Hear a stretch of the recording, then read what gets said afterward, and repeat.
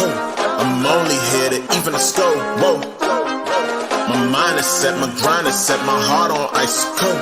We down right now, but did it before. Whoa. See from here we going up. Made the call, I shown up. Now the game is on up. Say my name is blown up. We up, we up, we up, we up, we up, we up, we up, we up. See from here we going up. Made the call, I shown up. Now the game is on up. Say my name is blown up. We up, we up, we up, we up, we up, we up, we up, we up. Hello, everybody, and welcome to the United Ones podcast, episode number 4343. We are the only podcast that features a former UCF National Champion, a former UCF radio host, an ESPN analyst and hoops player, an infamous rapper, our resident influencer, and IG star, shooting the breeze, talking UCF sports. Remember to like and follow us on YouTube, IG. Check out the 70-plus teams and conferences represented on the College Huddle, which we are a part of. I actually recorded something today that is out there, so check that out. We're talking all about some of the things that we're going to be talking about tonight. So today we'll be covering a little bit of UCF recruiting, have some open questions on football. We'll be talking about UCF basketball had some recruiting news. UCF baseball had some recruiting news. And we're going to be talking a little bit about the success that we had at the NCAA National Championships with our track team. So without further ado, let me go ahead and bring in the squad. So first up, we've got Trey Neal. What's up, bro? What's up, man? How you guys doing? I've been pretty missing good because of work. Yeah. You're being all responsible and stuff. What's up with that? Is that your George O'Leary-isms? All these guys are trying to do all their cases now so they don't have to do anything for the summer because all their kids want to hang out. So it should slow down, hopefully. I'm glad that you finished that with all those cases because I think you took a breath there to think about what you were going to say next because that could have ended up on a banner on the YouTube channel because I was like, oh, where are we going with this? Where are we going with this? But glad you're here. Glad you're back with us this week. Football is going to be picking up here pretty soon. We're less than 90 days out. So excited about that. Fall camp is just on the horizon. We got some recruiting to talk about. So excited about that. Can't wait. All right. Let's go. All right. So outside of that, last but not least, but always last, Josh Lazar. It's the United One podcast, so 3043, plus one to Douglas Adams' answer to everything. We're here to shoot the breeze. Check it out. My new friends, UCF Sports in 2024 has come to an end. The last night to take flight is one everybody knows. Third in the nation, All-American Ranaya Jones. Let's drop it to a fly through the tape. Time to get started. Roger, time to get the show going and keep it light. Hard charge on. All right, let's go. Wow, he's out of breath, folks. No, I'm not out of breath. It's just double times hard, man. Double times hard. Well, we got to get you to the point where, you're talking like Twista on here. You know what I mean? Throw a few beats, or better yet, that new Eminem album that dropped. Chocolate that thing, chocolate that thing. Get it out. Oh boy, he's got to work on that, folks. He's getting a little tripped up. It's overnight celebrity is hard. That's like almost triple time. Yeah, I'll get to it. Yeah, we'll work you up. We'll work you up to it. You're doing 2-a-days right now. We're gonna get you into 3-a-days, so you're ready for that.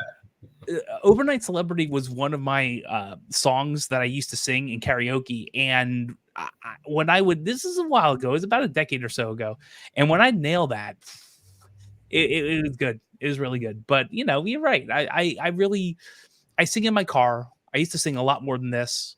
I rap my car sometimes, but I don't have the reps. You're right. I need to get back to it. That's why we're doing 8 instead of 16. All right. So, obviously we don't have the full crew this week. We will get some of those folks back. Had a little funny there on the screen if you guys are watching on the YouTube. Excited to have you guys back here with us and talking a little bit of UCF football. So, we're creeping. We've been talking about schedules. We've been talking about the Big 12, who we think is going to win the Big 12, where quarterbacks are ranked, all kinds of fun stuff. But let's talk a little bit of recruiting, because this is going to gear us up for fall camp. So as we talked about last weekend, we had a pretty big weekend, or last week, we had a pretty big weekend, bounce house weekend. We didn't really want to delve too much into the deets, but, there are about 7 players that we feel pretty good about. Remember, the bounce house weekend and some of these summer off-season weekends are where we bring the big time players in. So these are nothing but 4 stars and 5 stars typically.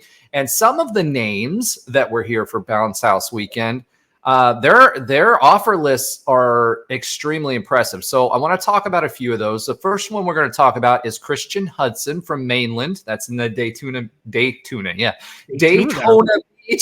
area. Is that what you fish from the Atlantic, Daytona? No, yeah, pretty much. We'll leave that one alone too, because that could be another B. So Christian Hudson from Mainland. We had shark attacks up here, bro, in Santa Rosa Beach this week. So we don't want to make those kind of jokes. From Mainland, 6'1", 280-pound defensive lineman. 280 pounds, bro. And he hasn't even gone through his senior year yet. That's nuts to me. Like, when I played, and I was playing linebacker, I was playing at about 190 pounds. I can't imagine these guys at 280 pounds and trying to play against them. You got to take off a little bit. There's a little bit of boosting going on with recruiting. The reason I know is because I think my coaches were boosting my stuff too. How much were they boosting you? So you get about 15. I think it's the same thing in college too. You get about 15 pounds. I know for a fact, at least. So when I was my senior year of high school, I was like 6'1.5", 6'2", 175, but I was listed, I think, at like 6'2", 6'3", 190, 195. Like, I think I get listed as that. What? You got a little bit more. You got a little bit more than just a little bit there. I mean, it's only 15 pounds. 170 to 190 is just 15 pounds. But in college, just 15 pounds. Yeah, that's nothing. That's nothing. But college, those guys get about 5 to 10 pounds too. The thing is, when you see it a lot, you can tell if a guy's like really 6'1", 280. Y'all have to watch the scroll on this. You guys, if you're listening on podcast, you've got to watch it on YouTube, because there's a lot of little inside jokes that we drop and some nuggets we drop in there. That inflationary that is it everywhere? Is there any place in a football team where you don't want, like, would you take someone who's legit like 400 and really needs to bulk up on a line and say he's really like 375, or you just go so what so there's a threshold. I think once you get, if somebody is listed at 350, I believe they're 350. Like, once you get like 330, 340 plus, you're huge. You're like, I trust your weight there. I think they're probably saving you a few pounds. You're probably 15 pounds heavier than what they're listing. But we got to figure out this curve. That there has to be an algorithm. There's a happy medium. We'll figure it out. I can tell you when I hear it though. There definitely is a happy medium of Oh my goodness! Like, I'm so glad we are at E for everyone. Because there are so many things I could have pulled out of that conversation that we're just not going to talk about.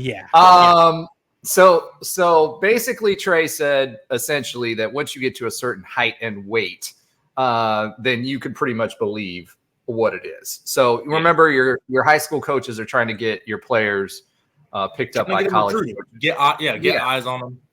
So if they check off the quote unquote measurables, that'll at least get the coaches to, I mean, obviously you have to have good tape too, but that'll at least get the coaches to come see you in person. Now, most people, unless their tape's amazing, they don't blindly just offer you. They want to see you in person. Because there is, I mean, they'll come for a visit and they'll do some basic workouts, especially if you're borderline, your tape doesn't pop. You know, there's lots of things that they'll do. And I know we say tape because that's what it used to be, right? But your video and where people were recording, because and your huddle highlights, All of that stuff. And those guys know too, like if they're watching your huddle tape, they know if you're good or not. Yeah. Yeah. And they also know the size, right? Yeah. It's just more, they really want to see it. Like if you put that you're 6'5", 225, but you don't look 6'5", 225, even if your tape's good, they're going to be like, okay, I need to come see you before. Because again, some guys will stretch, because 6'5" versus 6'2.5", that's a totally different ball game.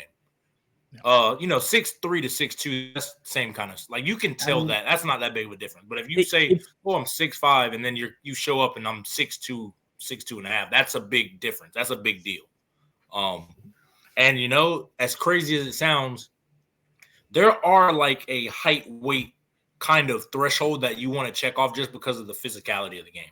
Unless you're the exceptional Adrian Killens, Otis, those guys who are just electric, those are the exceptions. But for the most part, I mean, you look at football in general.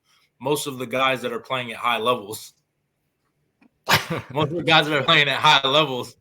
are they're bigger dudes. They're not just smaller guys. Really, the smaller guys are the anomaly. Pause. So many pauses. This is so good. This is so many pauses. But like I will say, ahead, there's Josh. fun here. I was gonna say there's fun here, but there's also reality here. Like if you are a corner and you're saying you're not 6'5", let's say you're 6'2", and you're 5'11 and a half. That is a huge difference. If you're 6'2" and you're really like 6'1" and like 7/8, no one's going to care that much. But with I get that. And 6'2" to 5'11" at corner is like just schematically. Well, it's a different position. That's not a corner. Exactly. That's a safety at that point. Yeah. There's things you can do at corner at 6'2" that a 5'11" corner just cannot physically do. For example, an old school Jeremy Boykins who played at UCF. I know he might be kind of lost in the shuffle a little bit, but he was a really good corner. But he was every bit of 6'2.5", 6'3". There are things that he could do that Mike Hughes just can't because he's 6'3".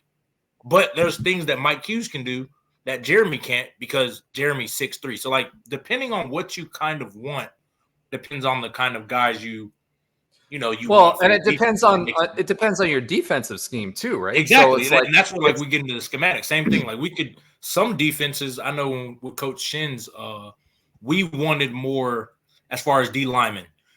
He tried not to get a lot of guys that were 6'1", 280 because they were more run stuffers. I think we had a few, but he wants guys that can take up double teams. So 6'3" plus 300 pounds, just maulers. That's just what he wanted as far as our structure of our defense. That's the kind of prototype you get for that. Then you go to Coach Shannon, and then kind of what we're in now of more of a hybrid. You want guys who you could be 6'1" and 280, 290 if you're extremely explosive, extremely fast, like a Aaron Donald type. As long as you wreak havoc, that's what you want. But it's also great if you have the Lee Hunters who are 6'5" and can wreak havoc as well. So I think it just depends on the scheme for what you want. Well, I mean, everywhere. and on D line and O line, right? A lot of what you're doing is who can get on the lower center of gravity. You have the advantage depending on what you're doing, right? Depending on which position on the D line you are, but interior linemen especially.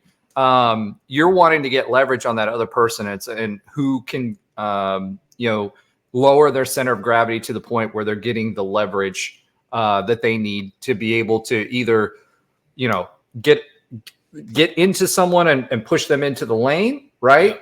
Or push them off so they can get by them, depending on what you're doing on that particular line.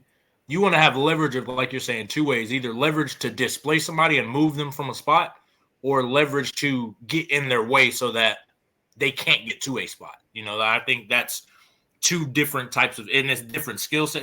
It's a lot of nuance to where you're watching tape. It's not just, let's look at his height, weight, speed, see what offers he has. I think that's like surface level. But once we get into, okay, like right now, Coach Roof's defense might be a little bit different in what kind of body types he wants for, his defensive backs or his linebackers, which could be why you see different kind of guys transferring that are studs, that we think are great, but he might just not fit what the style of Coach Roof wants out of his groups. And I think like it's a lot of that nuance.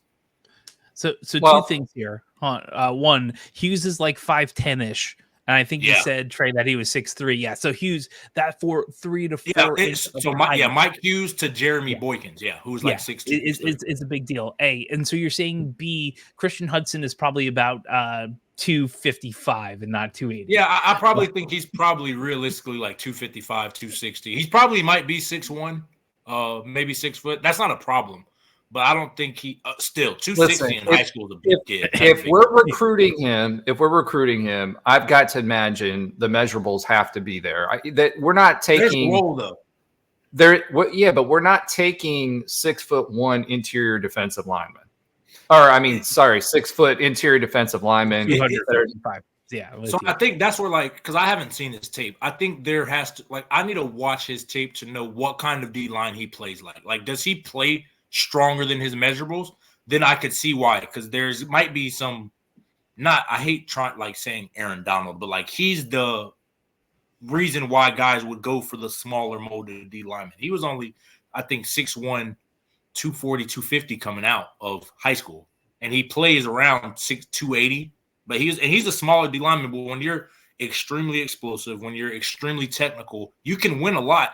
Because that's speed and technique versus someone who's trying to plug gaps, right? And so I need to see his tape. If he's more of a run stopper, I'd be a little worried for size. If that's I'm thinking we're going to see a lot more run stoppers, because that's been the emphasis, and we want to give the guys in the back, right, in the backfield, we want to give them opportunities on the defensive side. Now, he was rated on, these are all 247s. He was rated an 89 3-star, which is a borderline 4-star. He's the number 38 defensive lineman and number 43 athlete in the state of Florida. He's got 21 offers, including, and I only, for the purposes of this conversation, I only pulled out the P5 offers, right? So Iowa State, Maryland, Indiana, Louisville, Penn State, Pitt, West Virginia, ranked number 977.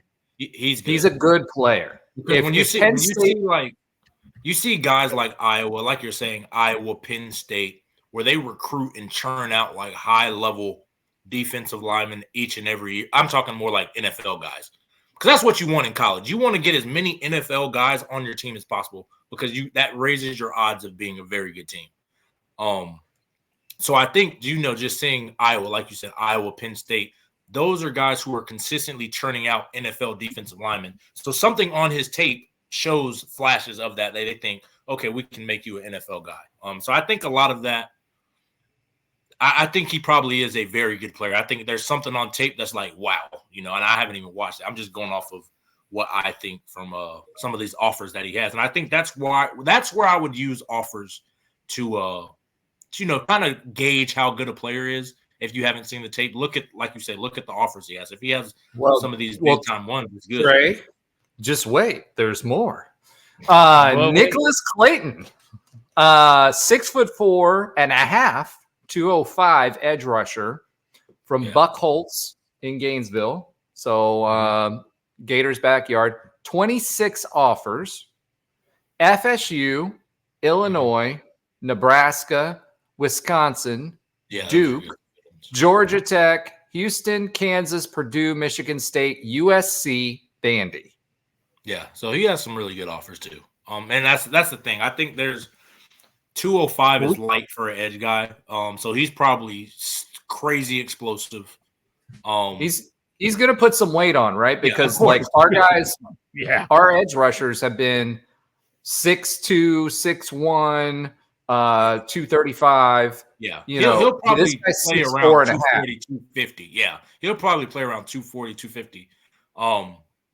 When he's in his peak prime college years. But I think there's, like you said, they want length and explosiveness. That's what it sounds like they want out of their guys up front. I mean, you can never go wrong with that, because you can always put on the weight eventually, develop the strength part. That's where the working out comes in. So you want to get those guys with potential, but you also want to, if you believe in what your coaches are teaching technique wise, fundamentals, things like that, you go for the guys who show the traits you can't teach. I think that's what the traits. Yeah, the traits you can't teach. You can't. It's hard to teach 6'4", super bendy, super explosive. It's hard to teach that. Pause. So B. Let's talk about that though when we're talking about these star ratings, right? So one of the things that's super important when you're looking at players, and this is where the George O'Leary years and the Scott Frost years come in to play, right? These guys that are going to be 4 stars that we're going to see, they're going to be able to out-athlete anyone on the high school football field. Exactly. Right? It's not necessarily technique, although you have some people that focus on that. But these are athletes. These are people that are making a big difference. They usually are the top 15 to 20% athletically of the kids that are going to be in D1 football. So when you're looking at this, if these guys are 3 stars, borderline 4 stars, they're going to grow into that. And if you've got the likes of FSU, Nebraska, Wisconsin, USC in the mix, I mean, first of all, let's talk about that for a second, right? The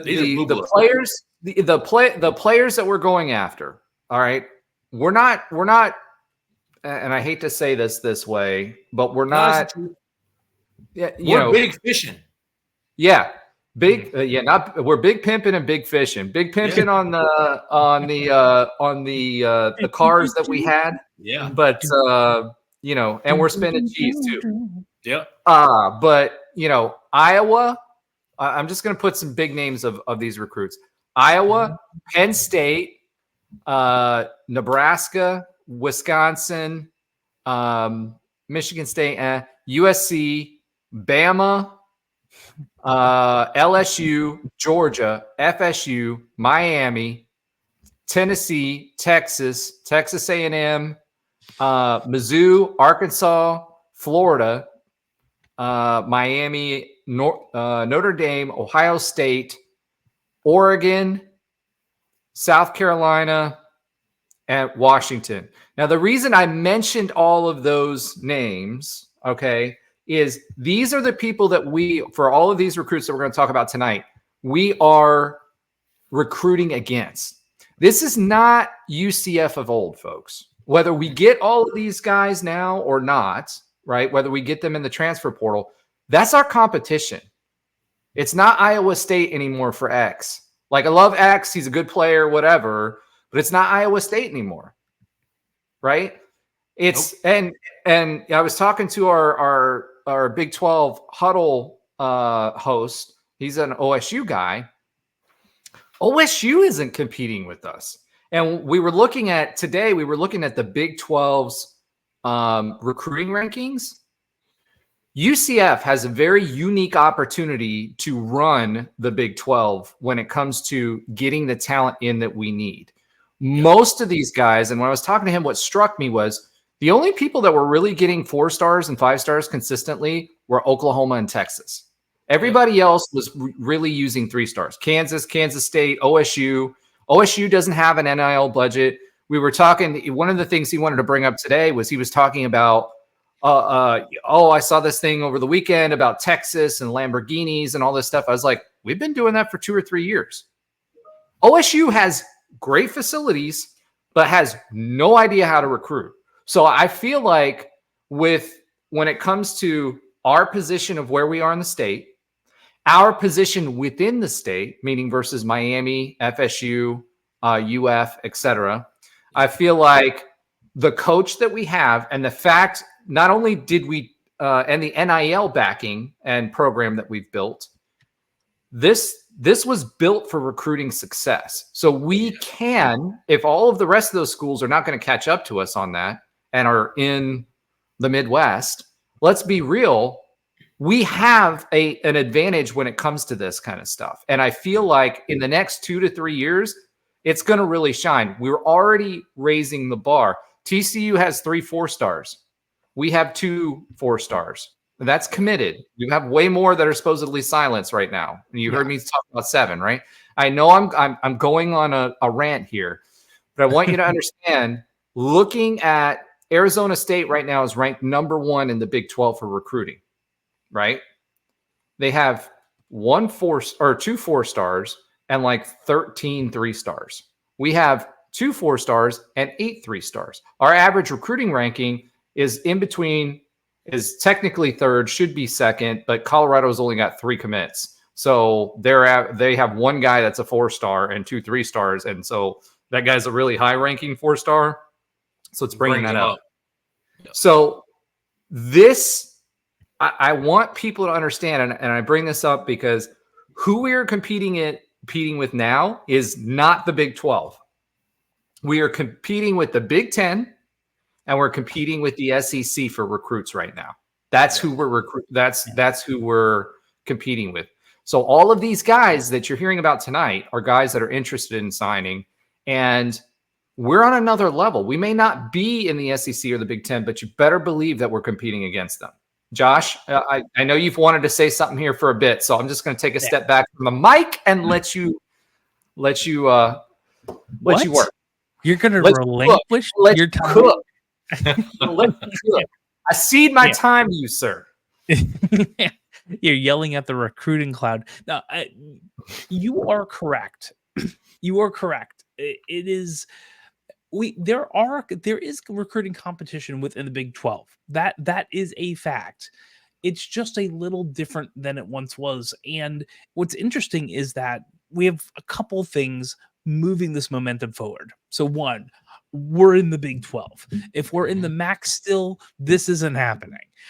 Well, I'd say maybe it's happening if we have a multitude of billionaires that are paying for it, right? Yeah, exactly. That.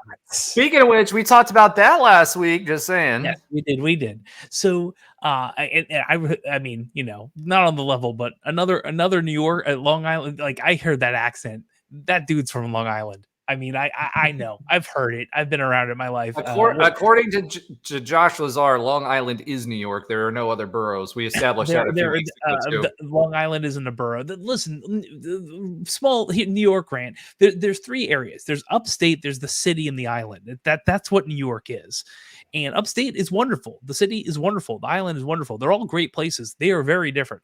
I could go on that other rant, but they're just all different. That's all it is. And it's a wonderful state altogether. Back down. So there's a couple things going for us. One, we're in the Big 12. Like we're at the seat of the table. We're getting money, right? We're getting multiple big Fox, TV slots. The TV networks think that we're going to do really well this year. Right. So we have that. We're in Florida. That does have something to do with it. People do like staying home. We're in the general area where they're at. And the other part is true, too. There's a reason why during the Bounce House weekend, we took them to Universal. Yes. We're going to talk about another recruit, right, who's currently in Columbia, Missouri right now. I was in Columbia, Missouri 2 weeks ago. And I get there is a difference. Like a significant difference between Orlando and Columbia. And to be fair, I actually enjoyed my time there. I enjoyed the people. I enjoyed the food. We drove by the stadium and I enjoyed all of that.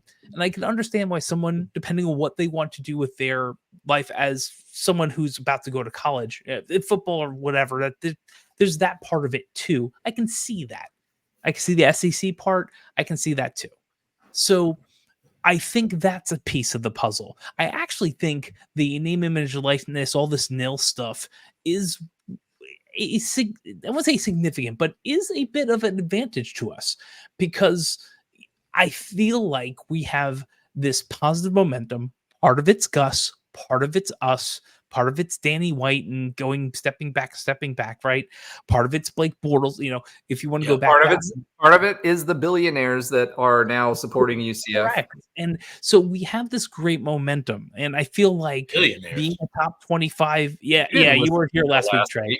Tell me Trey you didn't called listen himself to the out. podcast from last week without telling me you didn't listen to the podcast. Exactly, Trey. Come on, bro. It's okay. I don't do it either if I'm not on. So, Holy moly.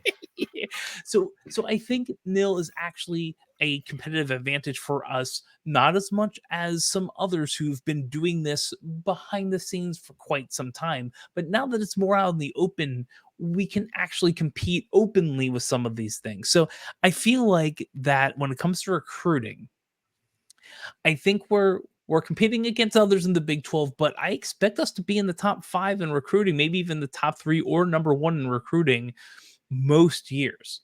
And I wouldn't have said that 5 years ago. I would say, well, hold on. Let me pause you there. Sure. Top 3, I think, needs to be the goal. Number 1. Oh, yeah, 100%. Number two, I think that if you look at our recruiting history in each one of the conferences that we had, every single class that we brought in after George O'Leary's initial diamond mining classes, right? Even within the context of the conferences that we were in, we were always one of the top recruiting schools in that conference. I feel that momentum continues in the Big 12. And actually, Oklahoma and Texas leaves that door open for us to be able to do that. And that's not black and gold glasses. I'm just look at the last 2 years and where our momentum is going. And the fact that some of the traditional powers that we all expected, right, to be to kind of run the conference once they left, they don't have as strong a program as we do. Now, there's something to be said that these teams have been successful for years with those 3 stars, right? There's some coaches that have done that for years. Mike Gundy is one of them, right?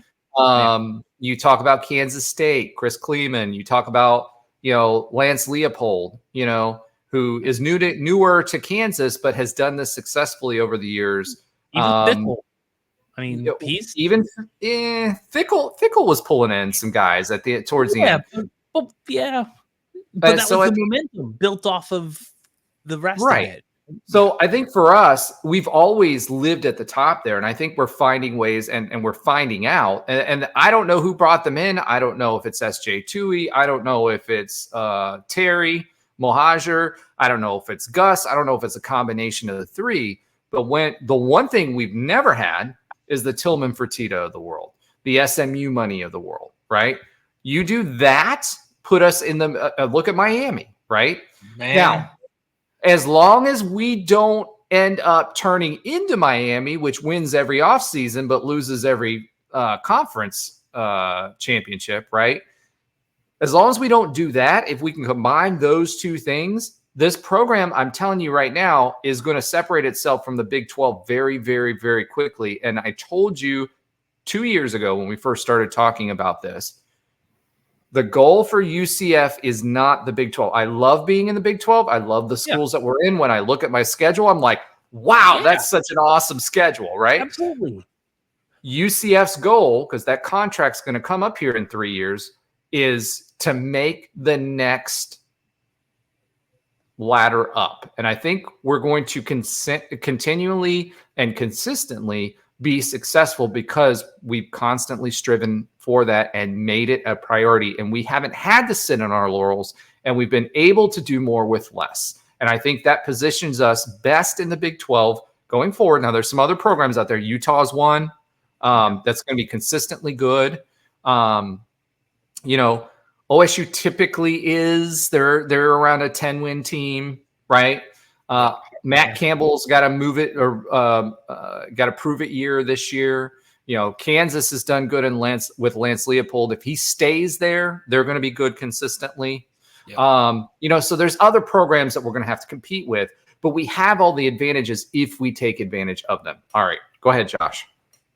Yeah, all I was going to say is that to complete that loop, and maybe we go back to some of the other hopeful athletes coming into, or at least they came here and maybe they'll stick around.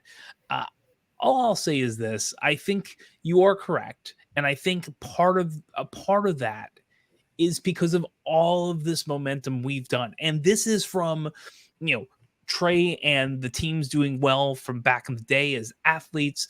That is, teachers, whatever.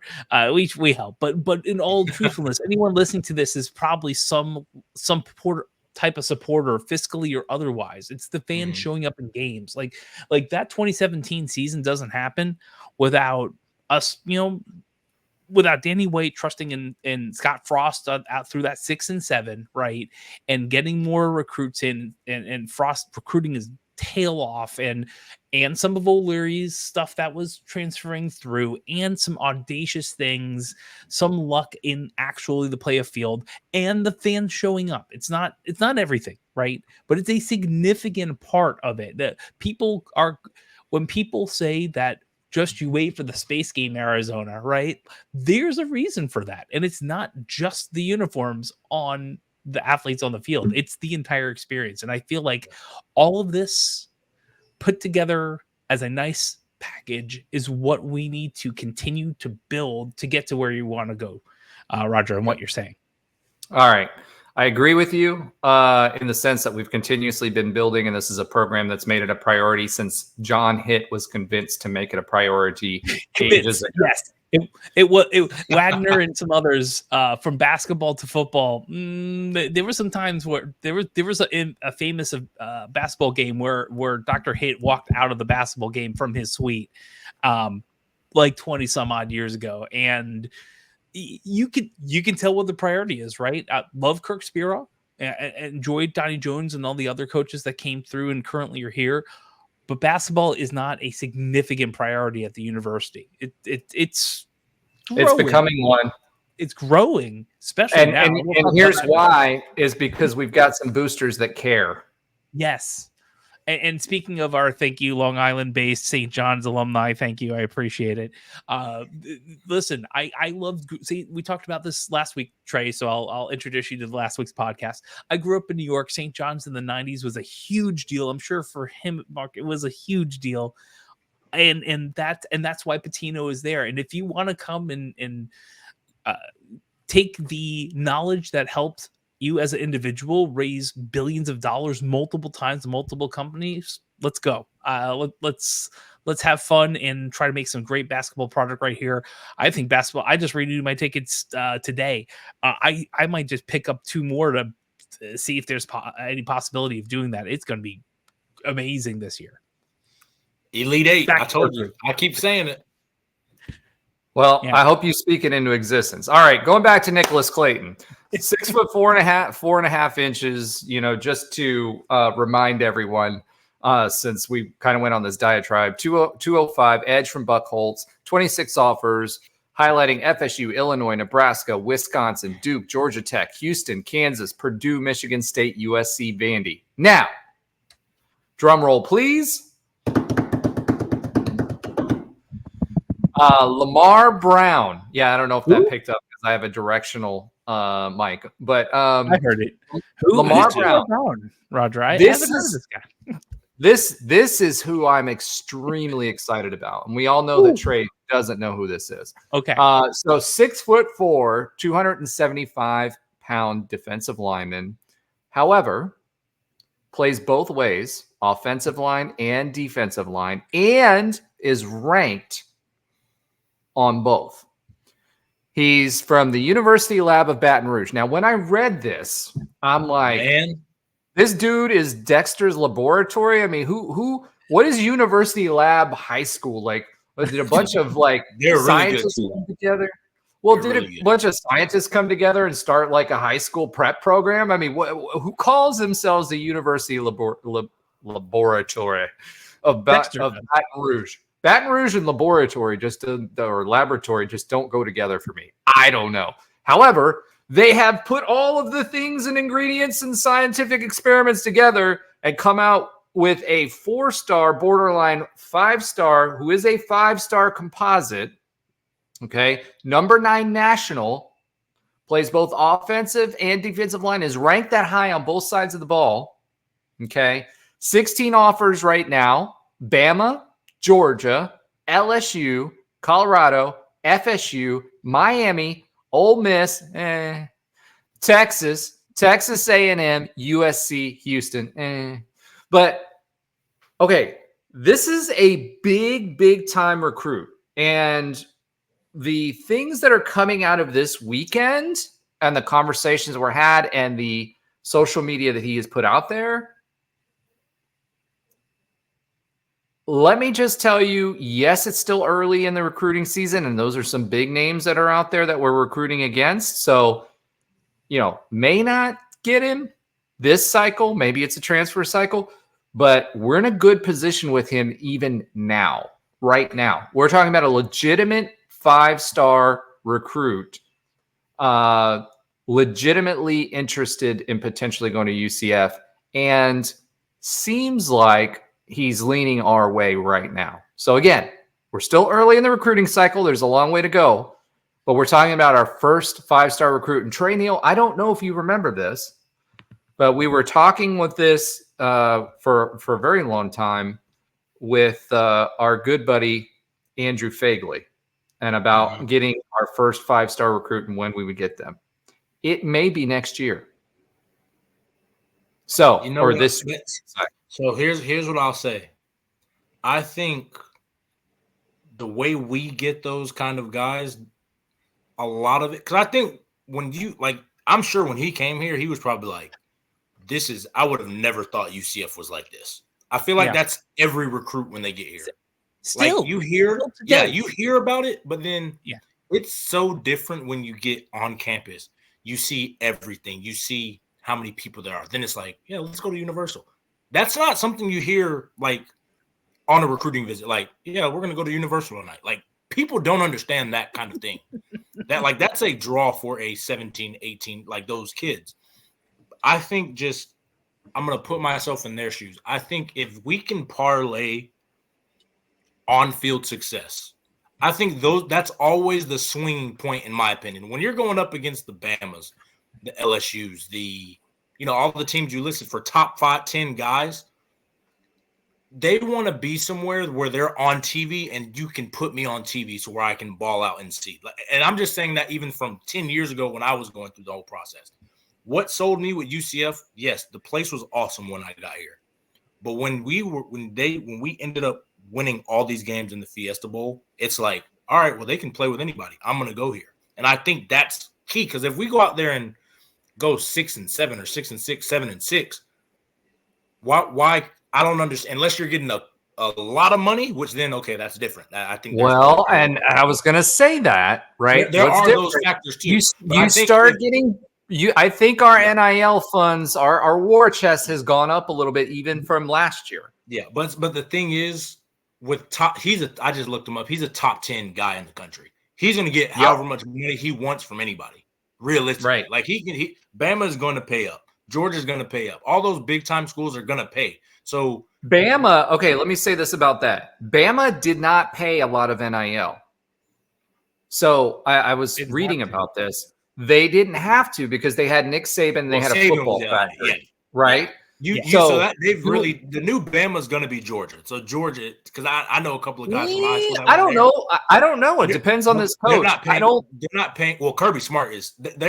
He got one of the kids that went to my high school to take less money, and he was going to go to FSU because you're going to put me, and we're playing 15 games every year in the national championship, and you're turning guys out in the NFL. I trust you. And he was a top 10 guy in the country. He's like, I trust you to put me where I want to be ultimately versus $200,000 a year. That's not really a difference if I am trying to be a millionaire one day. And I think when you're dealing with these guys, the money now, if you go to like Texas, I know they're just loaded with money. If you tell me $3 million to come, he's probably going to go to Texas. But if the money's the same or close, you've got to put you have to be competing for almost what UGA is competing for.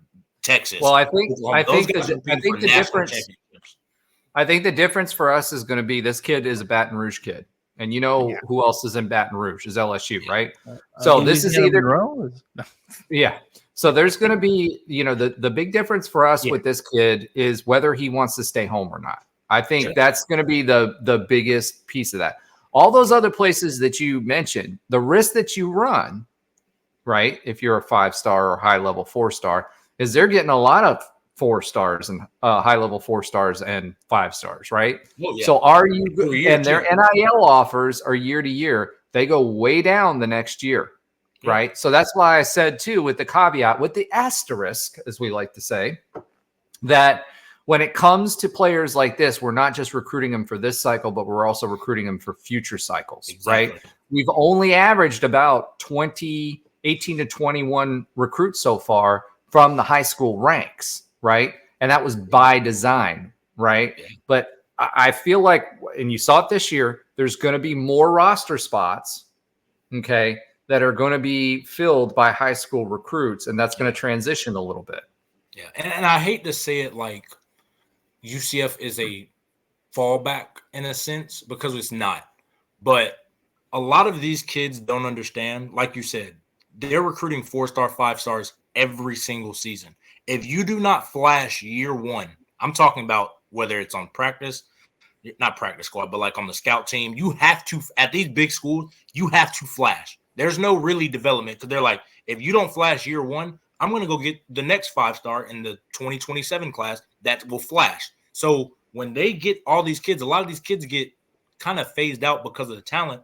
And then that's where you, like you're saying, UCF can come back. Hey, we still want you. You're going to play high level football still. So it's not like you're taking a drop off, but we're going to play you. And like, I think that's key as well. Like you're saying, like it's not just recruiting them at the high school level. It's building that relationship because every 5-star, there's most of the time there's 20 to, and then you go to high level 4 stars, there's 50 guys. They don't all play year one. Just reality of it. That's just how it goes. And sometimes things happen, or, you know, they might not be as good at Georgia, but they're so talented that we can develop them. Kirby Smart doesn't have time to develop all 80 guys on his roster. He needs to develop the 2D. I think the main difference, Trey, on that is we're guaranteed as the Big 12 a playoff spot. Now, if the Big 12, whoever shakes out of that, right, is successful in the playoffs, I think that bodes well for the Big 12, and we might be in a better spot. I was talking with our Big 12 guy about this today. Texas and OU, I think Texas can survive if they go into the SEC and just are mediocre. OU can't. They run the risk. They've been really, really good. They run the risk of becoming Nebraska. Yeah, honestly, and it's not disparity. That's not disparity. Disparaging OU. They put a ton of money in facilities. They got a great program. They're a Jordan school. All these great things, right? They almost lost to us last year. They should have lost to us last year, right? They weren't that great. Like Auburn. They would be in the kind of what Auburn is in the SEC. I can see them being that. I don't think Oklahoma brand can survive that. I don't either. I think Texas is just their pipeline of players is so deep. They will always have a above float team. Even and then the money that they're putting in, they will be like quote unquote the LSU kind of brand. I think they could be as high as, you know, they could go and dominate in the SEC. They could get to that peak, but I think they will probably be around. But they haven't since 2010 in the Big 12. No, yeah, they haven't. But I think as just brand recognition, like I think kids will go to Texas just off of that. I don't think that like you're saying with Oklahoma. I don't think Oklahoma's like that. I think Oklahoma has to compete. It's a big school and it's a big school in a big state, right? Yeah. Whereas Oklahoma is a big school in a very small state. The population of Oklahoma is around the same as Orlando Metro. And that's not good for a brand if you don't consistently win. Yeah, it's the exact same thing as Nebraska. I don't know if y'all have been to Austin, but that place is insane. Like it's love Austin. I remember when I went, I was like, I see why kids come here. And then you go see the state. Like I'm like, I see why kids come here. Now you're adding, because I think another kid from my high school transferred from Alabama to Texas. They have so much money going to their players. If you are good, it's ridiculous. And that's something that is hard to compete with. Here's the other part of that, right? So one of the things we talked about in the last couple of shows was the fact that there's a salary cap now based on TV revenue. That's huge. Right? So for someone like FSU or someone like Texas or whatever, right? It's 20% of what they bring in their media revenue. That's the cap. That's the salary cap? That's the salary cap, right? Okay. So that means that the Big Ten has the biggest advantage because they make the most money. The SEC has an advantage, and then there's us because of our media revenue, right? Mm-hmm. But at the end of the day, that plus the NIL means they have the most money. Now, are they going to be the Cowboys and the 49ers who have not won anything since the salary cap has been put in place? I don't know. Texas hasn't done anything since 2010. But I think the brand, and because the population size of the state that they're in, right? And because they are the brand for the state of Texas, right? Yes, absolutely. They will survive. Oklahoma, that's to be determined. I agree. I think they're going to have to win. They're going to have to be like Final Four. I look at the SEC like if you're in that top four, you're in good company. If you're the Georgia, Bama, LSU, and whoever that I would even say is. top six because if you're in top six, you can win it any year. Yeah. Well, I agree, but I feel like it's starting to. Saban's gone, like, bro. It's going to be a whole new SEC. Yeah, and but I just think Kirby he's turned into the new Saban to me. Like the guys he's getting, the way he's running the program, it's very. I'm not going to pay you the most money, but I'm going to put you in the NFL, and you're going to make a lot of plays, and that still holds weight when you're, winning a national championship 62-7. That holds weight to kids. And just always dominating, like that holds weight. That's what Saban was doing from early 2010s to when he retired. Like he was dominating, putting guys in the NFL. That's all kids. Ultimately, you can sell that to anybody. So I think Kirby's smart, but I think now that Saban's gone, there is a opening for somebody to kind of get that second, third. And I think that's where like the LSU's come up. I think Texas comes up. I think Auburn could sneak in if they – because they're paying a lot of Auburn's heyday is gone. No, I think so right too. Now.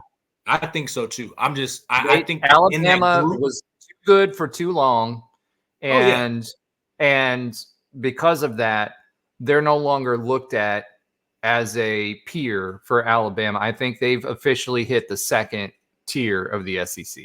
Yeah, but I think it's that group, like you're saying, that can truly compete in the SEC. I think there's probably 4 or 5 realistic teams. I think it's Georgia, Alabama. I'm still iffy on them. LSU, Texas. I think those are really the 4 like that are. If we were to start the playoffs and I could predict right now, I think those would probably be the 4 that would be in if there was a SEC. I think it would be those 4. And I think they're all right. Josh, do you have anything on this topic? Because we need to move away from the SEC. Yeah, we were no. Let's get going. All right. So Javon Boggs next on our list. Javon Boggs, we've all heard his name. 6 foot, 188 pounds, wide receiver from Cocoa, 4-star. Number 22 wide receiver, number 27 in Florida, 190th nationally, 29 offers. Mizzou, Arkansas, Colorado, Florida, Georgia, Louisville, Miami, Notre Dame, Ohio State, Ole Miss, Oregon, Penn State, Pitt, South Carolina, Texas, Texas A&M, USC, Washington, West Virginia U. He plays receiver? Plays receiver. We are in the hunt for Javon Boggs. Realistically in the hunt for Javon Boggs. Now it helps that he's got some of his Cocoa players on our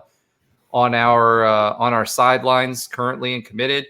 But we're sitting in a pretty good place with him. I'm less confident about him, but we're sitting in a good place with him. I'm always scared of guys that play receiver and get an Ohio State offer because they're churning him out left and right. At least we know he's good. Like he has to be good to play receiver and get an Ohio State offer. You're a good receiver. At 6 foot 188, 100%, you got to be good. Yeah, you're not 6'2", 6'3". Yeah. It's like you got to be good. So if we can, and I think again, you have to try to just try to play on the emotion of staying home. I think that matters to a lot of these Florida kids. In my opinion, I think they want to stay home.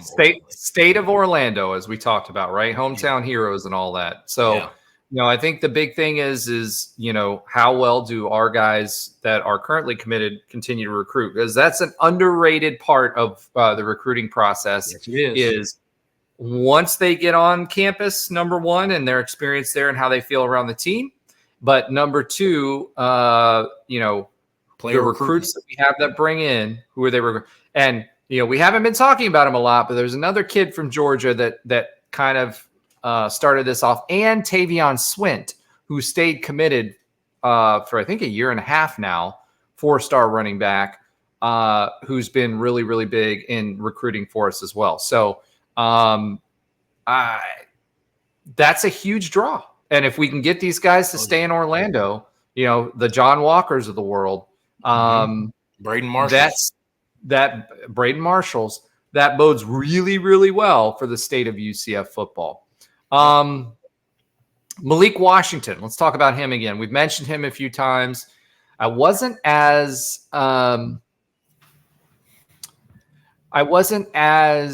confident with Malik Washington, not just because of the offers that he has, but he's kind of flipped around favorites. But he was on campus again this weekend, and everybody was kind of like, and blah, blah, blah. And I mentioned last week Maryland. That's his last visit, which is his home state. He's from Severna Park. Let's talk a little bit about him. UCF is in the lead for him right now as it stands. He's done some interviews post-visit, and we are in the lead for him.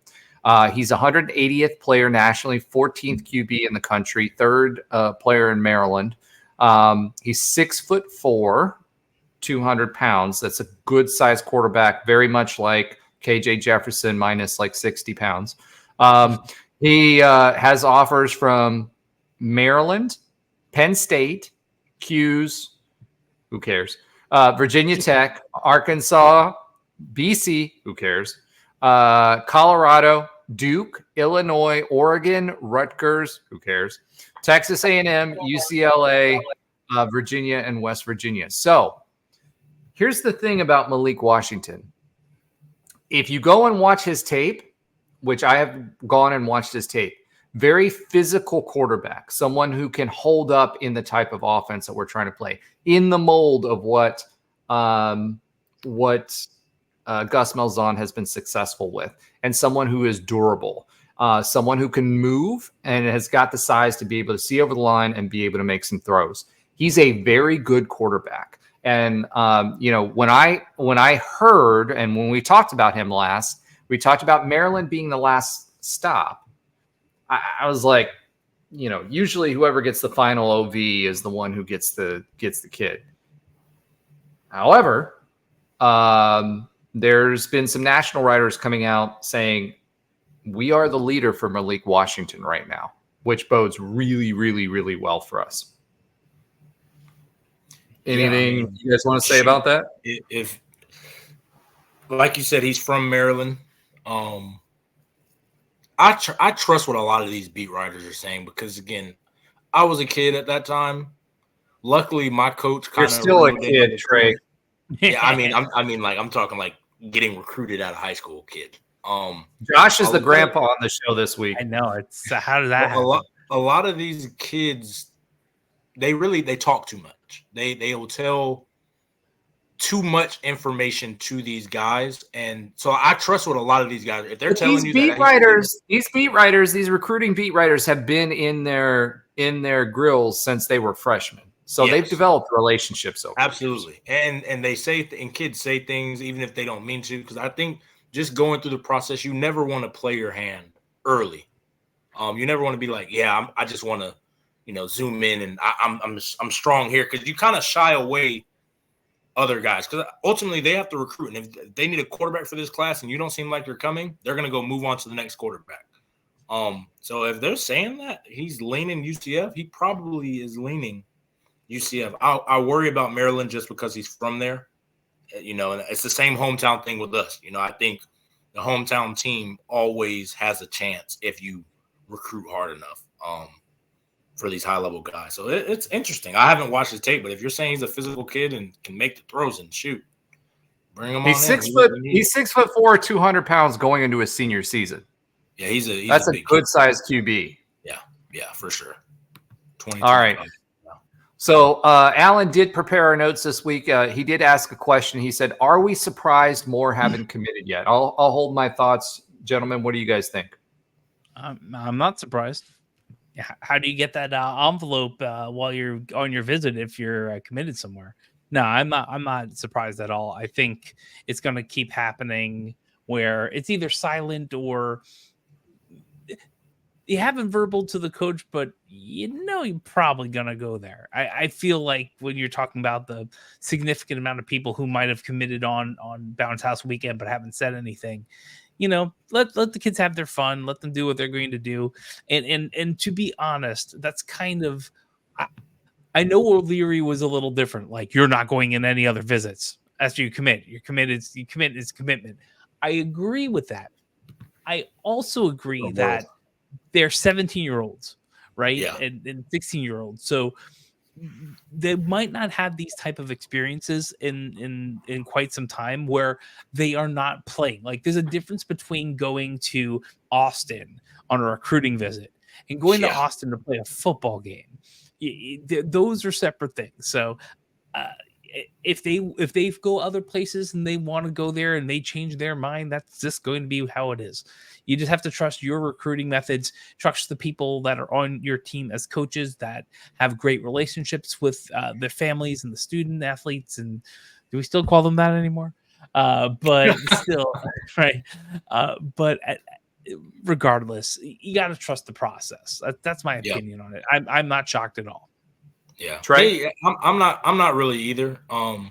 Especially with the whole NIL thing, I think that is the wild card here. When I was recruiting, when I was getting recruited, you could kind of know where guys were leaning. Bro, you were just happy with the cookie cake. We heard about that like a few episodes ago. Yeah, you were like, bro. it was the recruiting methods that they went were just, if they were interested in you, they showed interest in you. If they weren't, because the best way to show interest was going somewhere. Right when I was getting recruited, that's when, I wouldn't say social media, but we used Twitter just more so to talk to coaches. It wasn't, obviously people tweeted, but it was more just to, communicate with coaches through DMs, things like that. Let me say this about that. Back then, I had recruits tagging me and DMing me too. Yeah, like it was a different way of method. Like if they wanted you, they would message you. Now it's like, well, if you want me, how much money can you offer me? And that can change so much more variable. Like, okay, we can give you this much money. And then they go to another coach. Well, they're, and it's more open. They're like, well, USC's giving me $300,000. Can you give me that? Yeah, we can give you that. And then they'll be like, dude, it was open to, I think I told this story. There's a certain coach that I met while I was up here for spring meetings that they were having in Destin, and met him at a cigar bar, having a cigar. Yes, I'm a terrible person. I smoke cigars. Sorry, guys. So met him at a cigar bar, didn't know he was a coach. And he was talking to one of his coaches. I was like, are you involved in college football? He said, yeah. So it turns out he was a head coach, used to work for Nick Saban. And this was before all this. This is when this NIL stuff was happening. We were sitting there in the cigar bar, and I ended up having dinner with him and whatever. And I'm on a text. We wish each other Merry Christmas and all that stuff now, right? But he was on the phone when I first met him at the cigar bar. Okay, mama says she wants this, blah, blah, blah. Let me talk to the mama right now. Boom, boom, boom, right? He says he wants this. Are we good with this? Blah, blah, blah. That was 2-3 years ago. Oh, that's been happening forever. Yeah, but this wasn't a Alabama type of program. This wasn't a program. No. This was a CUSA program. Okay, for the listeners, players have been getting paid forever. Like, it's just now acceptable because they made it NIL. So now it's like, oh, you're allowed to get paid? We'll pay them. Players have been getting paid under the table, after games, before games, whatever. They've been finding ways. These boosters on a boat. People understand how much they care about their college football program or college basketball program, they will break the law. They will cheat to do it if they have to win a national championship. They will do that. It's been happening forever. Let me add on to that real quick. People don't realize, and I've come to learn this living in the South and being involved with more business owners. It's not just about the caring about the football program. It's also status within the college itself, right? Because all these guys, these old money guys, or these guys that have been around, these programs that have been around, as they compete and become successful after they get out of college, when they're 40, 50, 60 years old, and more like the 50 and 60-year-olds, right? It's status, because these small towns don't have anything else to differentiate themselves. They don't have the Citrus Club that we have in Orlando, right? Yeah. The way that they separate themselves is by what they donate, how much they can give to players, to the program. It's a totally different mindset. And they all network, all the business owners, like, for example, in Auburn, all those business owners that went to Auburn, that's who they give their business to. They don't go outside of that area, right? They give it to the network of the people that went to Auburn as well. Doesn't matter what it is. We're going to give some homework for the pod. If you guys want to fully understand what's really going on now, watch Friday Night Lights, the series. It is very similar to that. It's based out of Texas. It's a lot of what was going on. Now you're showing your age, Trey. Hey, man, I think it's a good show. But, like, that's what was happening then as far as what people do for money. And like you're talking about, Roger, they care about, and this is just high school level, like they care about the pride of their high school, their city. Like they care that much. They hire. They want everybody, oh, you play for this team? I want you to do this. I want you to do that. You know, and hey, we won a state championship. This is why I'm better than you. I donate all this money. Like that's pretty much a microcosm of what's going on in college football. So if you guys want to kind of understand really how crazy these people are, because I think it's 100 times that in college what that show is. And that, like, watch Friday Night Light. That will. Let me put it to you this way. Ole Miss boosters used to spend, as terrible as they've been, they used to spend a ton of money on recruits. And so one of the things they did was they didn't take them to IOA, right? What they would do is they take them on a boat river cruise. They invite some ladies. And when you're on that cruise on international waters, it isn't really international waters, but whatever. You know, there were a lot of handshakes full of $100 bills. Let's just put it that way. A lot of them. They'd go on that boat where nobody else could see them, blah, blah, blah. Part of the recruiting trip, that would happen. And that's from someone that I know that's an Ole Miss booster, his family's been a booster for a long time, etc. So anyway, back to the original question. Am I surprised they haven't committed yet? No. To add on to Josh's point, UCF right now is recruiting these kids in a way that says, hey, I'm here for you no matter whether you decide to sign on with us or not, which is the anti-George O'Leary way. And for that time and where we were, that was the right way to do it, right? Because we were in CUSA and, all that other stuff. But right now, that's the attitude that our players are, and that's why you're seeing them come back as transfers, okay? Yeah. Florida is a perfect example of this. Florida's in trouble. The University of Florida is in trouble from a recruiting standpoint. We've been talking about this the last couple seasons. But let me just put it to you this way.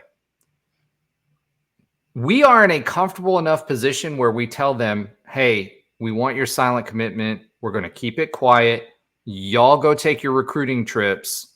And if you decide to go somewhere else, you decide to go somewhere else. Just remember, we're here for you. Right? We're not here for you as a recruit. We're here for you. That's why you keep seeing these family posts and it feels like family. And I love Trovon. I love all this, that's why. Okay. Florida, on the other hand, we had a recruit that was supposed to be here this weekend, told him, you are not going to UCF if you're going to be a Florida commitment. That tells you where the difference is in the recruiting world in the state of Florida right now under Billy Napier. Mm-hmm. That's the difference. Okay. They were not comfortable. They already lost a couple recruits to us. They were not comfortable with that recruit coming onto campus this past weekend because of that. Yeah. Now you tell me who's recruiting better. Is it the University of Florida or is it the University of Central Florida? Oh yeah. I mean, who's scared? The thing about Florida is it's a lot of nostalgia now.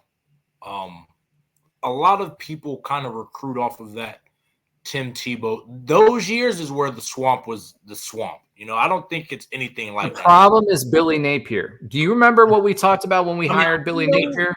He ran everybody off.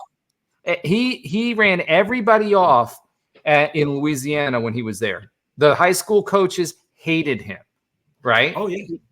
See, I don't think it's – I think that is endemic of the other issues that are up there in that school up north, right?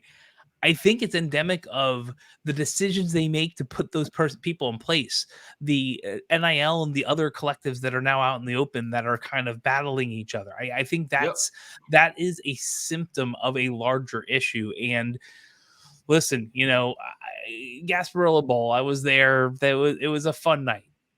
They're getting sued right now. The swamp. If we beat them in the swamp, he shouldn't be making it back to his house. He's not. He won't. If he loses that game, he's not going to make it back.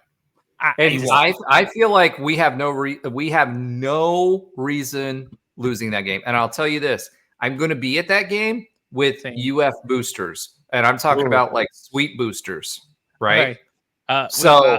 Can you get me out of the 300s there, Rogers? Now, I'm not going to lie. They have a quarterback that's a freshman. I don't know if he's going to be playing when we get to him, but he is a monster. I've seen him live. I think he should start. I don't know if he's going to start, but he needs to start. I think if we play him, it'll be problems. I think if we play I forgot the kid's name. There's another quarterback I think he's a senior. I fully have the confidence we should beat Florida if he's playing. If we're playing the freshman, I think we can still beat him. I think he's a lot like McKenzie in the sense that he could come out and beat him by himself, or he could beat him. What'd you say? I said we should beat Florida no matter what. No, if you look at roster to roster, we 100% should beat Florida. I do not want to be tucking my tail with a bunch of bull gators. And the reason, by the way, is because these bull gators are people that I'm doing in business with, right? And so let me just put it this way: humble brag. Humble brag. I'm going to be tailgating. I'm going to be tailgating next to the AD's tent. So let's just put it that way. No, you're mistaken. We will be tailgating next to the AD's tent. Josh, I'd be more than happy to have you come over and have some fireball shots with me. Yeah, I'm just saying. That'd probably be you'll see a completely different Josh. Listen, the last time I was, I've seen you lit. I've seen you lit. The last time I was there, it was a 42-0 beatdown where the students had T-shirts that I can't say on this podcast because they were that graphic. Anything has to be better than that. And Trey, I know I stepped on you over there. No, I think I don't know. Roger's just saying we should beat them no matter what. The roster's just better. To me, I think if we lose that game, how do you feel coming in on the next Monday? Like, I want to qualify that. Are we getting beat 42-0? Are they pulling off a trick play to just barely escape with a win? If we lose to UF, just like OSU, I lambasted OSU last week for their baseball performance. If we lose to UF, right, Gus Malzahn's going to hear the wrath of UCF because this season has been hyped as the season, right? Okay, so hey, we're getting back to what I want to talk about. What is this hype? Like, is this just like within the program hype? I don't know. I'm asking you. It's more than that, and you'll see more of it as we go along. Everybody that we brought in all the transfers, all the turnover, all of that stuff is for that. And I can tell you right now, the players that we have, and this brings me to the next topic we were going to talk about. CBS came out today and said we have the number 5 ranked backfield in the country. And I think it could be better. Okay. The 2 players that we have coming in are 1,400-yard rushers. We've had problems in the red zone. I think that's resolved this year. And those 2 1,400-yard rushers don't include Miles Montgomery, which if you watched us play Cincinnati last year and watched Miles Montgomery last year, that guy is a beast. Okay. So between him, so what are you telling me right now? What are you telling me right now? I'm not telling you anything. We'll save that for a podcast after fall camp. But what I'm telling you right now is expectations within the program, outside of the program, are high. This is how many? What's the playoff? There's a 12-team playoff, correct? This is Gus saying this is the first year ever that I finished under 500. We're all in. Gus was pissed off last year. Like, and I know I'm being blatant with this, but behind the scenes program stuff, Gus was not, he shows this aw shucks, whatever, smothered and covered, whatever coach speak Gus Malzahn. I can tell you this for a fact. Night Nation should take heart. Gus Malzahn is a former player. He's a coach, and he's about as competitive as they come. And I can tell you this right now, he was not happy last year. It besmirched his legacy. Up to that point, he was the only coach that had gone that long without a losing season. And we didn't have a losing regular season, but losing that bowl game and losing the bowl game the way that we did and to whom we did, Georgia Tech, okay, he said enough. So for better or worse, however it turns out, he has done everything that he can for us to win this year. Win this year? So championship. Big 12 championship. Big 12 championship. So what you're saying, Roger, I want to just everybody to hear.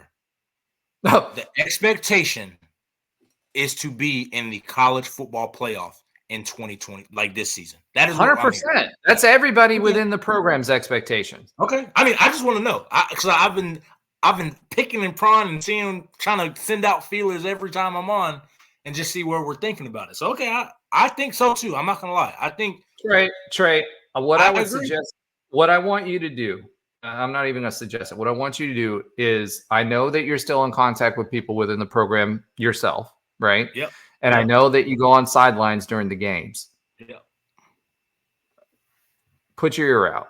And those first few games when we're out there, whenever you end up showing up for a game and you're on the sideline.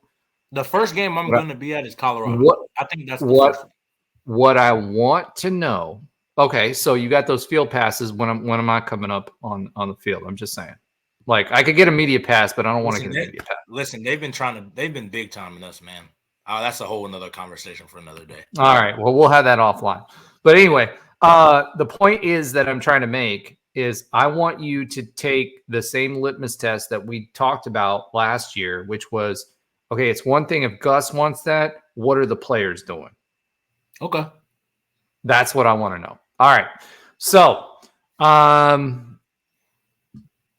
we kind of talked.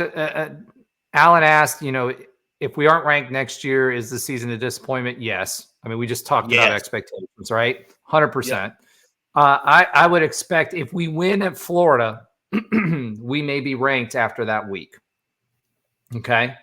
I don't have a lot of faith in Deion Sanders in Colorado. I'm just going to put it that way. That should be a dub. So the problem last year was defense and holding on to big leads. We went into the fourth quarter with, I think, 5 double-digit leads and lost. So, the big question mark for me is kicking this year because I think we lost 3 or 4 games by less than 3. So, and our kicker was kicking 50%. So, You tell me. All right. When's our so Colorado? You think is our first like litmus test kind of game? We'll see where we're at. Oh no, we play at TCU. Never mind. Yeah. There's a couple. Yeah, we could be going into that stretch.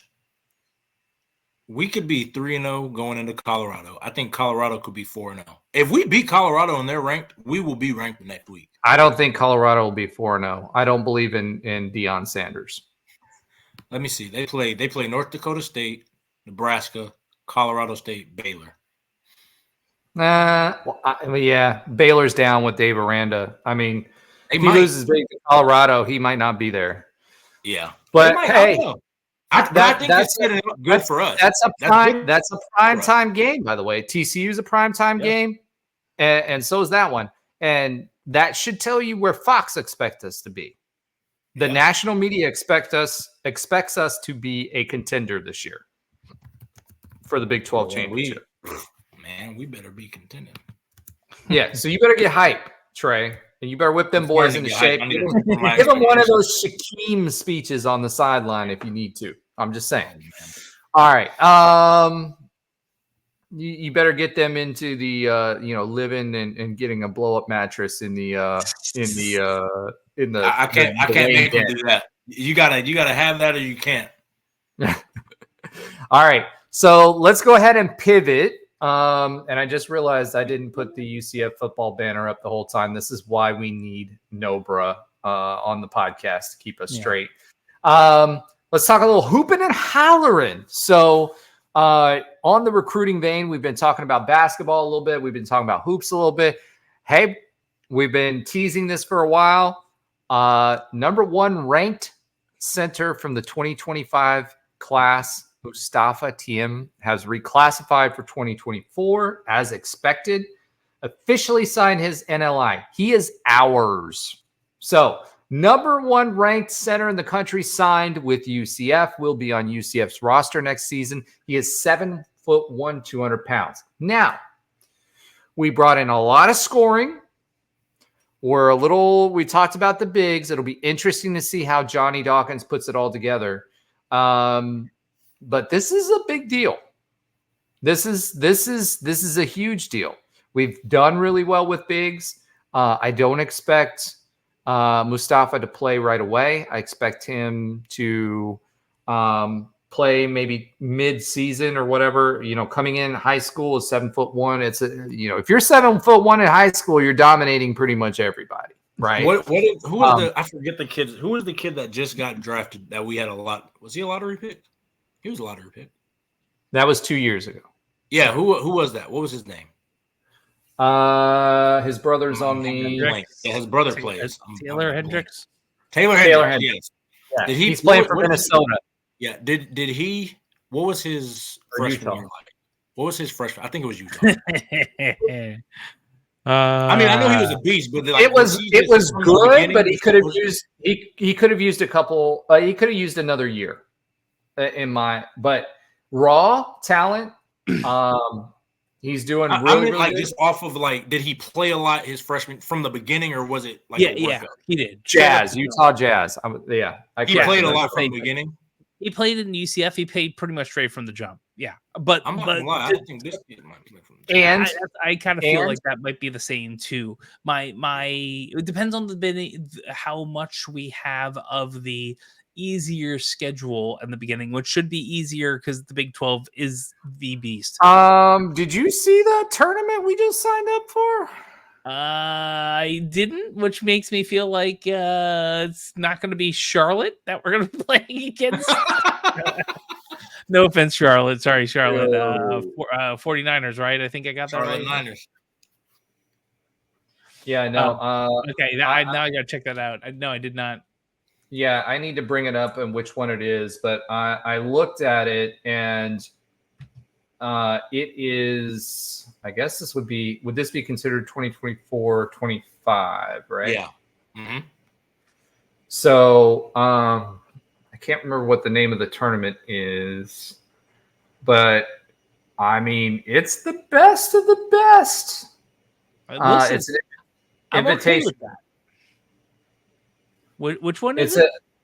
I'm looking it up. I'm trying to find it. Tell me Maui Invitational. I'm gonna. Oh, that's gonna be a problem. that's gonna be a big problem. Well, at least we'll know where we're at early, though. Listen, you know what was amazing? I was in Maui while Greenbrier. What was it? The Greenbrier. Greenbrier. That sounds less menacing, but it's in West Virginia, the Greenbrier Hotel. For those that don't know, we used to, that's where we secretly were going to put all of our Congress people if we had a nuclear war. This, yeah. So, what's that? You said secretly. I mean, shoot, if you know about it, that must not that big. Well, that big of a secret. No, they're done with Wisconsin. Great. Pittsburgh. Is this really LSU, UCF? Hold on, let me see where the teams are. Their website's terrible, by the way. I know. Greenbrier tip-off. You need to hit me up for a website if you're listening to this, which I know you're not, but that's okay. So the Mountain Division is Wisconsin, Pitt, UCF, LSU, and the River Division is, I can't see that behind the graphics.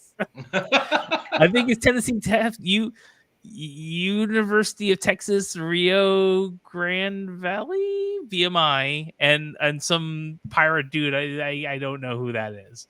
The Charleston Southern. Thank you. The top of that's tough.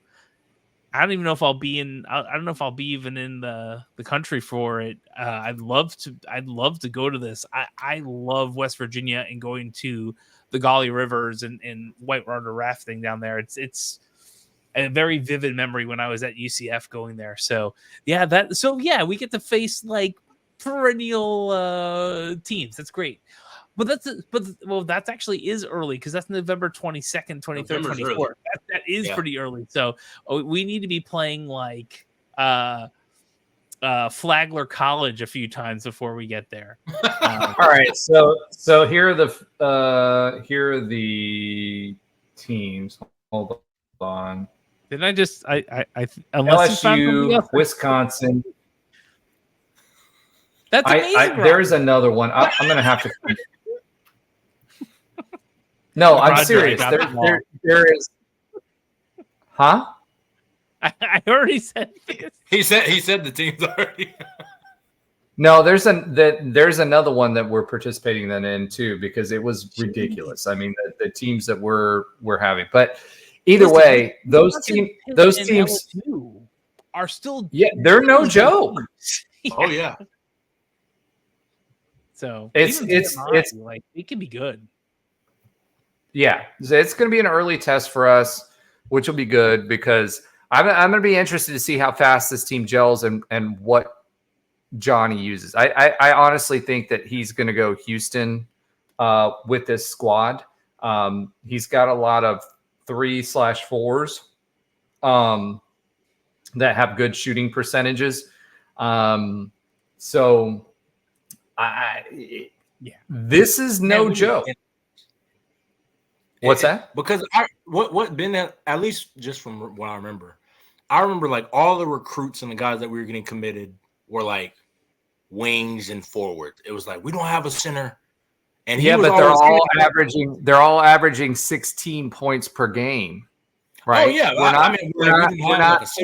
we're not picking up transfers that aren't scorers. These guys are all scorers. They all have our 3-point percentage. Our 3-point shooting was huge, huge deficit last year. All of the guys that we picked up that are wings, like that are threes or fours, they're all shooters. So 35, 38, 41% from the three. It'll be really interesting. It'll really be interesting to see how TM fits into this, right? And defensively what we do. And I expect us to be a lot more like Houston. I expect us to be tough. I expect us to be fast. I expect us to be subbing a lot. I expect us to not play half-court offense. which is a continuation of what we were doing last year. And you got to remember, DJ, he shot, I think it was somewhere 38, 39% last year, right? Mm-hmm. And then our other big shooter who didn't do as well last year, if he picks it back up and goes back to his 38 to 41%, this team's going to have, I have a feeling we have a lot of 3-point. We're guard heavy, which means we're going to push the ball up court in transition. We're going to be playing that defense, and we've got a good mix of a lot of experienced guys. These aren't young bucks. These are all experienced guys that are coming in. So it'll be really interesting. But this Mustafa Tiem coming in and reclassifying is starting center for UCF basketball. Yeah, I agree. I mean, there's it has to be. It just has to. He's got to start. And I haven't watched tape, but I'll tell you, if he can run out, if he's that tall and fast, he's athletic. It seems like he is. Like, see, that's going to be the difference. Like, I love Taco Fall, still do. He was a great center for us. He did some amazing things between the different coaches that coached him. And after he got towards the NBA, he was starting to hang on when he's going up and down the court. I mean, if you had Taco Fall, if you have Taco Fall that could run up and down the court and dribble a few things, you get Wemby, right? Like you see what that can do. And so if he can hang with everyone else when Mikey's running out, it's going to be fun. Mikey doesn't even have to play. I'm just to say this. No, I'm serious. Whoa. The quality of the players that we've brought in from a guard position standpoint, we've got some big East players. I haven't watched them, but I don't know if here's the problem with Mikey Williams. He's been out. He hasn't been playing for a year and a half. It's going to take a minute for him. I agree, except there are things. Okay, when you have a CEO that's doing well for themselves, that can get ripped or fit right quickly because they have the money and the resources to do that. That's Mikey. He's not just another 18, 19. He's different. He has funding and backing. He posted some. You saw that where he was working out.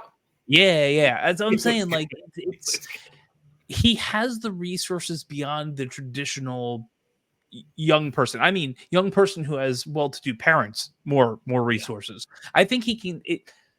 If the goal is probably the NBA or at minimum to gather a following enough to hopefully make him not need a job. I'm hoping that for him. Listen, he's either going to on the court.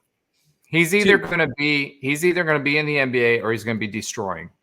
And either is fine. And everyone forgets about Delahaye that his videos were good, but he was a solid kicker at UCF.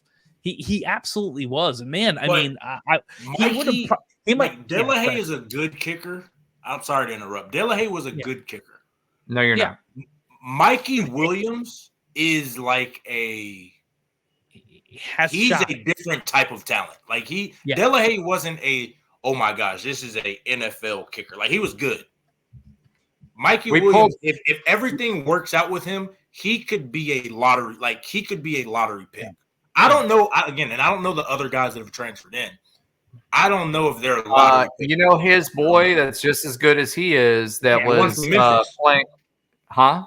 Is there another guy from Memphis that he was playing with? Yeah. Yes. With the JJ? Yeah, he's a beast too. We've got three guys. We've got three of Penny's recruits from the past 2 years. Let me just put it to you that way. Somebody in our group chat called this last chance UCF. Yeah. Last chance you. Listen, see, this is the thing that Johnny Dawkins has the political basketball capital. Let me put it that way. Yes. That people trust him and trust that they will do good things with the kids that are around him to make them succeed. And I don't think a lot of this happens without NIL. And Dawkins, like I do now. I want to see the proof in the pudding. You have the talent around you. I want to see what can happen with that if they buy in, and I feel like they're going to. And he does build up people. Let's see if it actually comes together in the way he wants to. I think he has the ability to manage.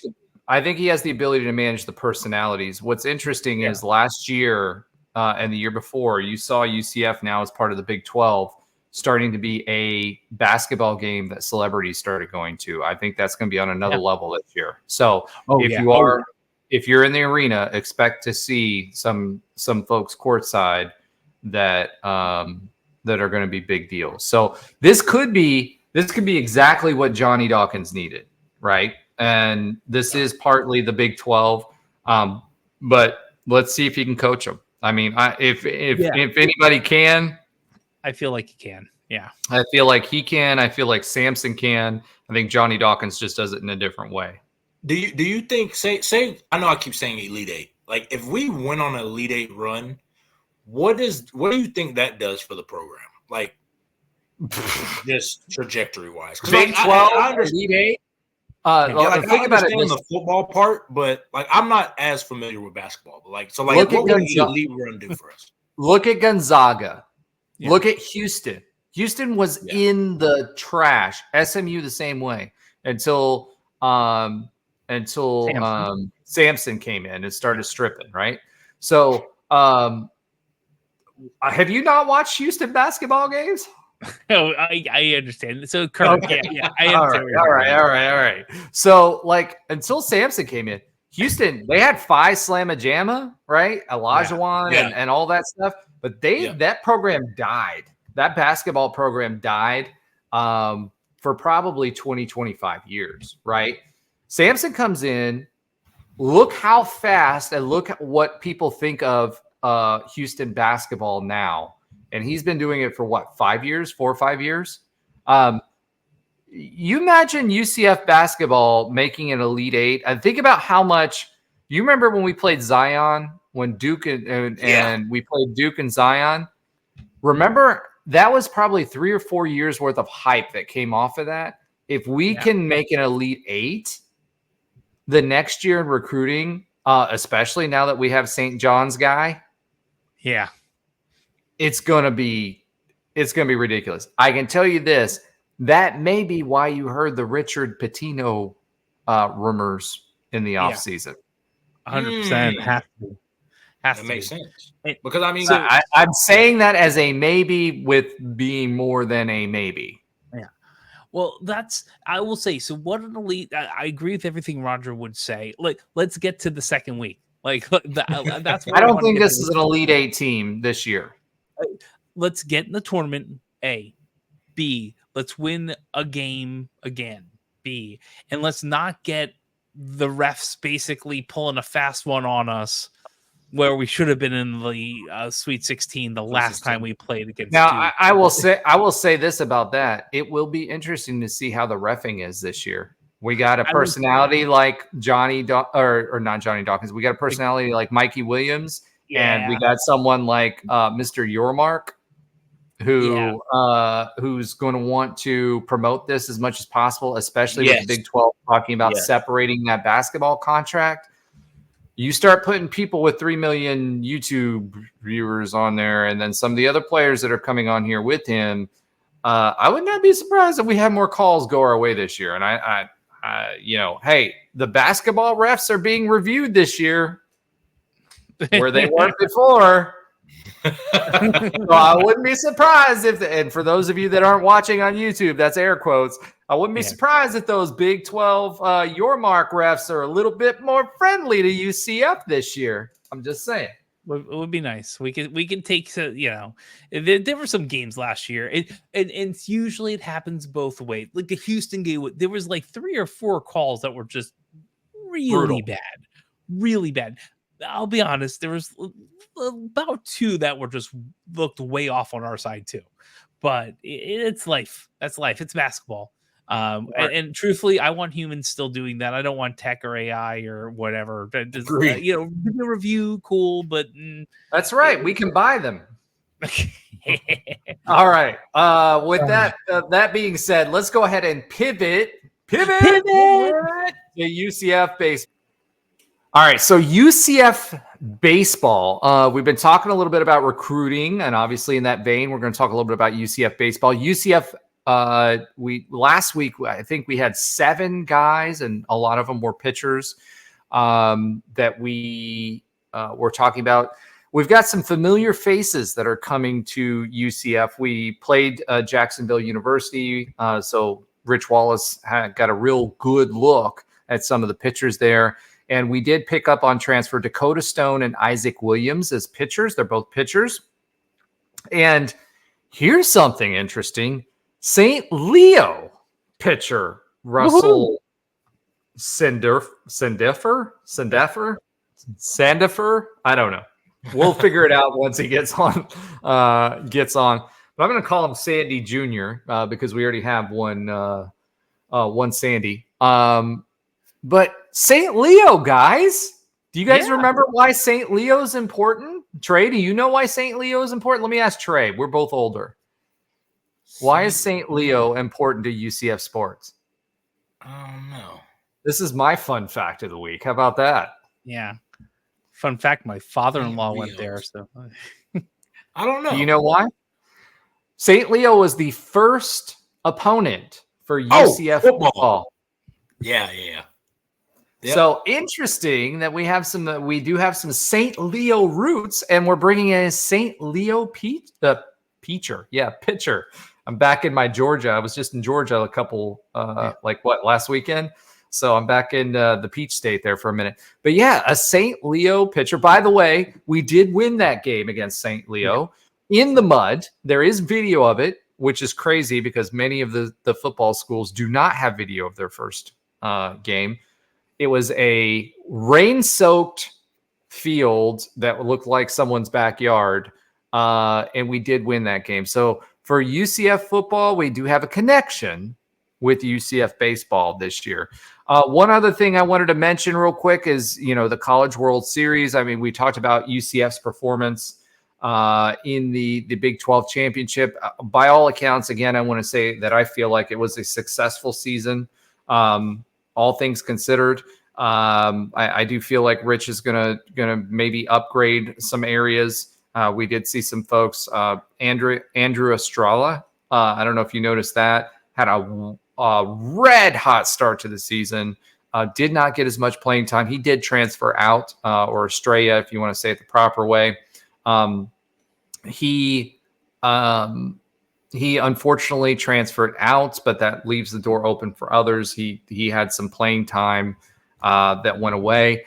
The World Series of Baseball, I just saw that NC State is going to be playing in the championship game. First time in 9 seasons that a Big 12 representative will not be playing. And I just want to say this again. I'm really angry at Oklahoma State. Oh, yeah. For losing to UF 2 games in a row in their regional so that UF can advance. And to add on to that, that was the 3rd game in the row that they had to win. Oklahoma State, I was talking to their insider. They were as befuddled as I was. And so OSU, I am mad at you. And I will be mad at you until next baseball season. Oh, it's boo. Oh, it's boo. Boo. Not boom, but boo. Yeah. All right. One last topic before we get to Josh's sometimes funny fact of the week, although I think that St. Leo's random fact that I just pulled out of my knowledge qualifies for a fun fact of the week. Top 4 ACC pickups. So this is something we talked about on the College Huddle. So if you haven't listened to it yet, it just dropped today. I gave my opinions.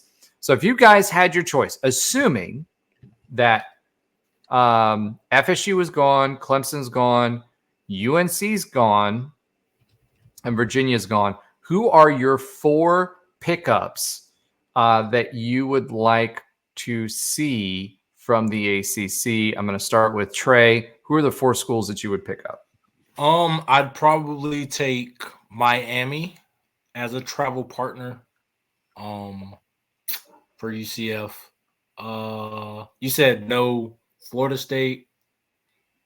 Florida Clemson. State, Clemson, Virginia, and UNC all gone. Okay, I'd take Duke for basketball. I don't know if we would. This is just what I would take. Duke, Miami, ACC. Probably Louisville. And who's another one?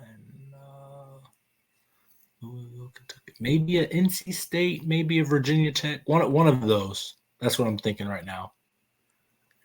That would all be right, if you had to choose Virginia Tech or NC State. Probably NC State. All right. Josh? NC State, Duke, Louisville, Miami. Josh? Well, do we get Notre Dame? Is that an option? Is that no? Okay, I was going to say if their option, I'll take it. No. They're not going to be continuing the Catholics versus the convicts in the Big 12. Okay, well, that was pretty nice. I like that. Let me pull that thread a second. Then I'll give you my 4. ACC is left with Wake Forest and company. Does Notre Dame align with the Big 12, the Big 10, what happens to Notre Dame? They probably would stay independent, but I think they'd align with the Big 10. Yeah, if they had their druthers, that would be a step for the Big 10, and the Big 10 would be all over it because they're still hoping that they would join. That's fair. Yeah. That's fair. Okay, so I would say as much as they're too big time for the Big 12. The thing is, so Miami's interesting because why give them a life raft, right? But it's part of me still. So don't think about this as the UCF perspective. Think about this from the Big 12's perspective.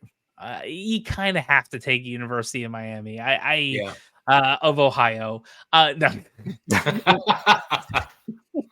No, I think you have to because if you want to pair us with something in the region, Miami versus Georgia Tech, you probably go in Miami, right? So you kind of have to do that. Agree with NC State. I don't know if any of you are familiar with NC State fans and that they're a pretty rabid fan base. I was part of a fraternity who had chapters at almost all these colleges, and we went to Blacksburg for a annual meeting. Blacksburg is Virginia Tech. I know that. So I was talking about both Virginia Tech and NC State, very, very rabid fan bases. Yes, I know where Blacksburg is. So Miami, yes. NC State, yes. I'm going to object. I know you're going to object. No, not to the teams that you chose, but the way that you phrase that. I'm just going to object to that. Okay, go ahead, Josh. Miami, I think you have to go with Miami. I agree with NC State from my experiences there.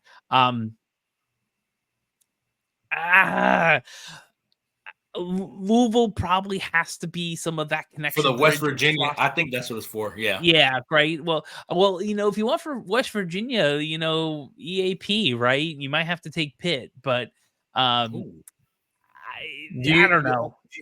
Well, it wasn't EAP because that would be something else. It would be ESP.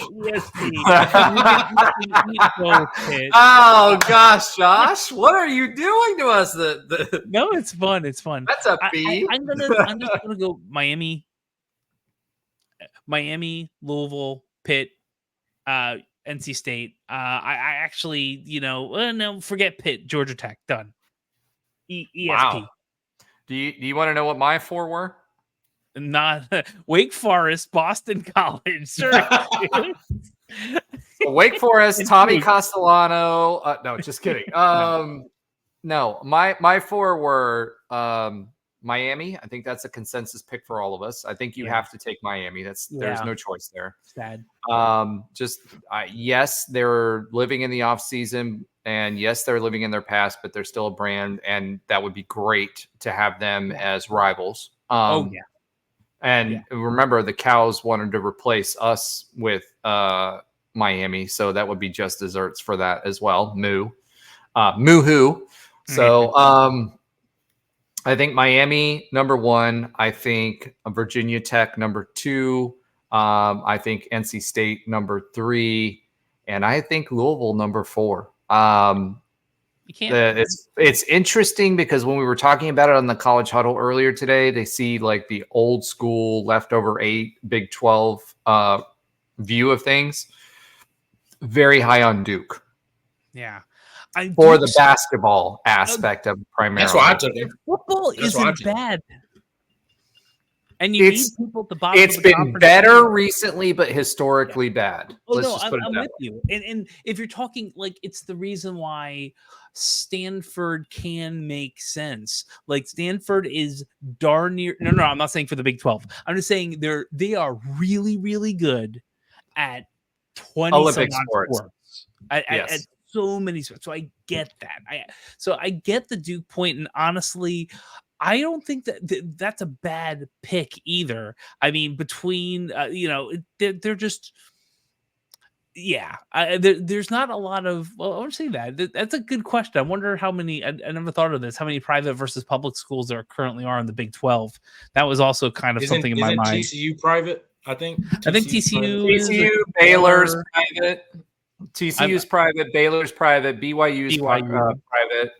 But we're all that's the rest. That's it. Everything else is public, and that's kind of why the Duke is an interesting thing, because everyone else is a public school pretty much. Yeah. The problem with Duke is they have a 35,000 person stadium and they don't fill it.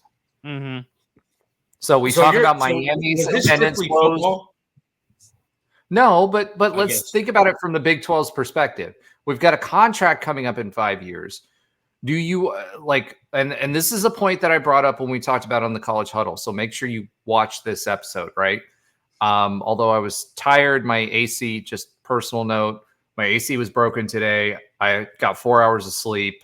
I fixed it, thank goodness. So I'm back to 73 degrees and comfortable. But I was 4 hours of sleep, so I wasn't my normal jovial, energetic self. That being said, my point with Duke was the same when he brought it up, which is small private school, football has not been relevant, and football drives the bus. Even if we separate basketball from football, and yes, I think that is a huge asset for the Big 12 if we can continue our basketball dominance, right? Especially going forward. That's what separates us from the ACC. The ACC in Tobacco Road was that basketball program. If we had our basketball conference, if they were what they were in the 80s and 90s and early 2000s, now it may be the Big 12 being picked apart, not the ACC, but they're not, right? They don't have enough football brands. We have the anti-Big East. That's what we have right now. We have football brands that are adding basketball, not basketball brands that are adding football. So even if you separate, and yes, Duke is tempting because they are blue blood and they get ratings when they play during basketball season, they do not get the same amount as what football does and are not as worthwhile for the ESPNs and Foxes of the world as because remember, ESPN at that time, when they were relevant, when the ACC and the Big East were relevant, they were a basketball first TV network. That was their claim to fame. They had Big East basketball. They promoted Big East basketball. They made their money off of Big East basketball. That's not today's reality. So small private school, their baseball stadium is smaller than ours. Their football stadium is smaller than ours, and they don't fill it. They've done okay in football, but they've never really separated themselves. Yes, they are blue blood. Yes, I love Duke basketball. Let's see what happens after Calipari, because remember, Calipari just retired. They didn't make it big until Calipari got there with a few years. With Johnny Dawkins, by the way. He was the one who started that movement to elevate them to who they are today. Are they going to be Bama without Saban in basketball? I don't think Duke is a good bet. I think Virginia Tech, 65,000 strong, no matter what. I think NC State, great fan base, no matter what, gives us a footprint in North Carolina. I don't want 2 North Carolina programs. Louisville have been consistently good in football and relevant and fill their Papa John Stadium and have the biggest basketball arena in the NCAA and fill it. And it's the KFC Yum Center, by the way. So you've got the Papa John's Fast Food Center and the KFC Yum Center, which is also fast food. So, my family hails from Kentucky a few generations back. So they eat real good down there.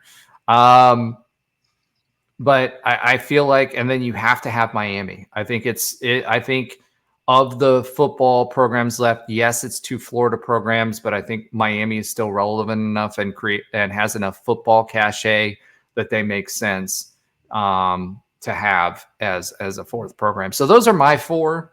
If we were doing football, I would take Duke out. Like if we're not, we're talking about programs, and if you still feel strongly with your programs, that's fine. Ultimately, the way you just explained it was most of it was football driven.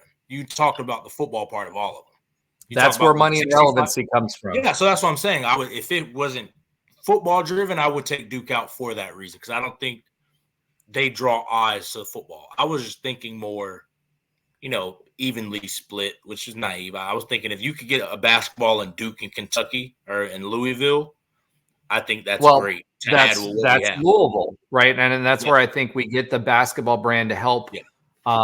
Help the Big 12. I don't, obviously Louisville hasn't performed since Calipari kind of blew up there. But I will say this, they still fill their arena.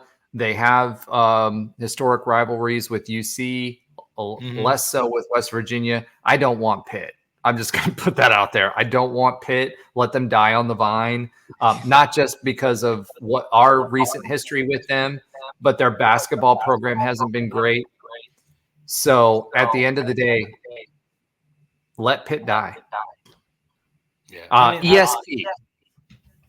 Not EAP, Josh. Like you said, if it's football driven, I would probably take Duke out and put in, whatever is the best football option. I don't think that 4th one kind of moves the needle in a sense. In my opinion, I think it's just a better option than Duke. I think the ones like you said, I think we're all in agreement. You kind of have to take Miami.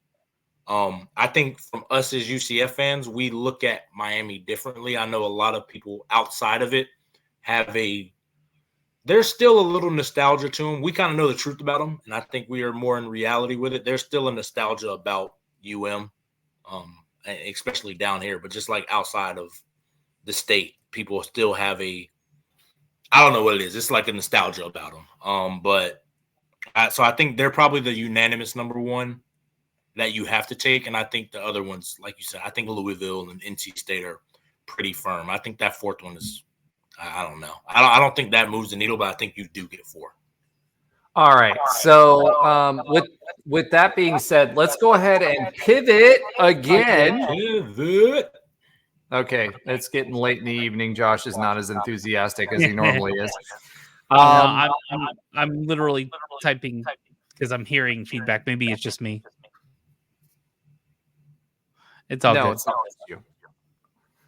I don't know why that's happening all of a sudden. Josh, why don't you take us into your sometimes oxymoron? Oh no, wait. Sometimes funny fact of the week. Well, that's What Alan's not here. So this is an easy one. What former UCF women's track and field athlete was a USA Championship silver medalist and had her time at UCF earned the best finish of a night in any event of the NCAA Outdoor Championship?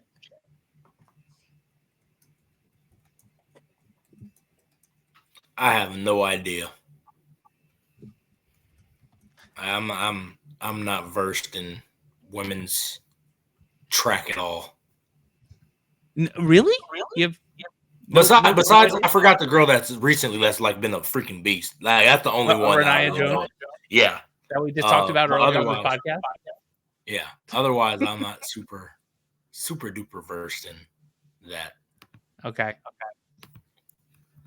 But interesting. Google is first.